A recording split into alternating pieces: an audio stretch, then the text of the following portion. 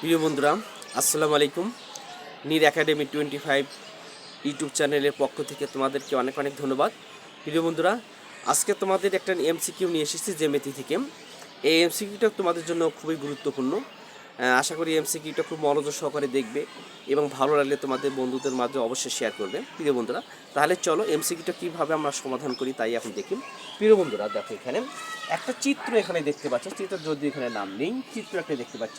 এখানে এই যে চিত্রটা দেওয়া আছে, এখানে এই যে চিত্রটা দেওয়া আছে, এই চিত্রে একটা হচ্ছে কি বর্গ।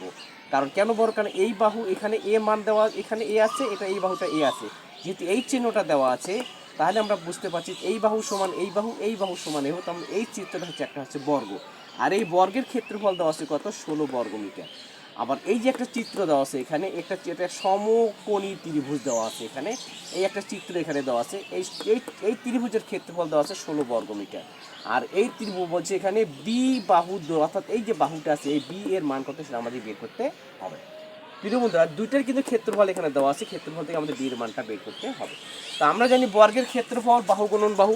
আমাদের যেহেতু একটা বাহুর দৈর্ঘ্য দেওয়া আছে এ, আমাদের এই বাহুর দৈর্ঘ্য, এই বাহুর দৈর্ঘ্য দেওয়া আছে এ দেওয়া আছে, সেক্ষেত্রে এর মানটা বের করলে আমরা এই বর্গের যে একটা বাহুর দৈর্ঘ্য সেই বাহুর দৈর্ঘ্যটা আমরা বের করতে পারবো।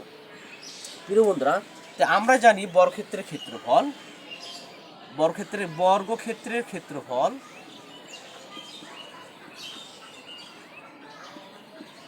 বাহু গুণন বাহু, বাহু গুণন বাহু, অর্থাৎ এক বাহু দৈর্ঘ্য স্কয়ার। ক্ষেত্রফল আমার দেওয়া আছে 16, আমরা লিখলাম 16 লিখলাম। আর এখানে বাহু আমাদের দেওয়া আছে এ, দেওয়া আছে এ গুণন, এখানে এ দেওয়া আছে এ গুণন এ, তাই না? তাহলে তাহলে 16 কি আসলে এখানে এ স্কোয়ার। তাহলে আমরা লিখতে পারি এ স্কোয়ার সমান 16। তাহলে এর মান কত আছে? রুট ওভার কত? 16 সমান 4। তার মানে পেলাম আমরা কি পেলাম? যে এই বাহুটের যে দৈর্ঘ্য, এই বাহুর দৈর্ঘ্য আর এই বাহু যেহেতু সমান, আমরা কত পেলাম? আমরা 4 সেন্টি। এটা কত পেলাম? আমরা 4 সেন্টিমিটার পেলাম। তাহলে এই বাহুটার দৈর্ঘ্য কত পেলাম? আমরা 4 সেন্টিমিটার। তাহলে এই বাহু যদি 4 সেন্টিমিটার, তাহলে এই বাহুর দৈর্ঘ্য কত? আমাদের 4 সেন্টিমিটার। আমাদের এই বাহুটা কত? 4 সেন্টিমিটার আমরা পেলাম। এখন যেহেতু এই বাহুর দৈর্ঘ্য দেওয়া আছে, আমাদের বির মানটা কী করতে বের করতে হবে। আমাদের ত্রিভুজের ক্ষেত্রফল দেওয়া আছে কত? 16 বর্গমিটার দেওয়া। এই ত্রিভুজের ক্ষেত্রফল 16 বর্গমিটার দেওয়া আছে। তাহলে এখন দেখো আমরা লিখবো এখন তাহলে ত্রিভুজের ক্ষেত্রফল, ত্রিভুজের ক্ষেত্রফল হাফ গুণন ভূমি গুণন উচ্চতা, হাফ গুণন ভূমি আমার কি আছে এখানে বি, আর উচ্চতা কি আছে আমাদের এখানে 4। এটা যেহেতু 4, যেহেতু এই বাহুর দৈর্ঘ্য 4, তাহলে এই বাহুর দৈর্ঘ্য কত? 4। যেহেতু এটা একটা বর্গ, বর্গের বিপরীত বাহু সমান, তাহলে এখানে কি আসলে এখানে 4।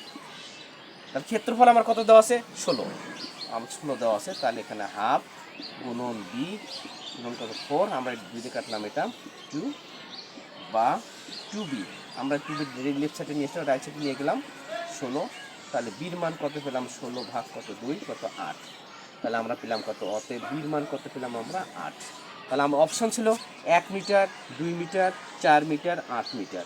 তাহলে বির মান আমরা বলছে বি এর মান কত? তাহলে এই যে বাহুটা আছে এই বাহুটার দৈর্ঘ্য কত পেলাম আমরা? 8 মিটার আমরা পেলাম। তাহলে আমাদের অ্যান্সার কত? ঘ। আমাদের ঘ কত অ্যান্সার আছে আমাদের? 8 মিটার। তাহলে অতি সহজে আমরা অ্যান্সারটা বের করতে পারলাম। প্রিয় বন্ধুরা, নিশ্চয়ই বুঝতে পেরেছ। তাহলে যদি বুঝতে পারো তাহলে তোমাদের বন্ধুদের মধ্যে অবশ্যই শেয়ার করবে, লাইক কমেন্ট করতে কখনো ভুলবে না। আর চ্যানেলটা অবশ্যই সাবস্ক্রাইব করলে তোমাদের যে আমি যে নতুন নতুন যে অঙ্কগুলো দেবো বা জ্যামিতিগুলো দেবো তা তোমাদের মাঝে যাবে এবং তোমরা দেখতে পারলে অবশ্যই উপকার হবে বলে আমি মনে করি। তাহলে আজকে এই পর্যন্তই।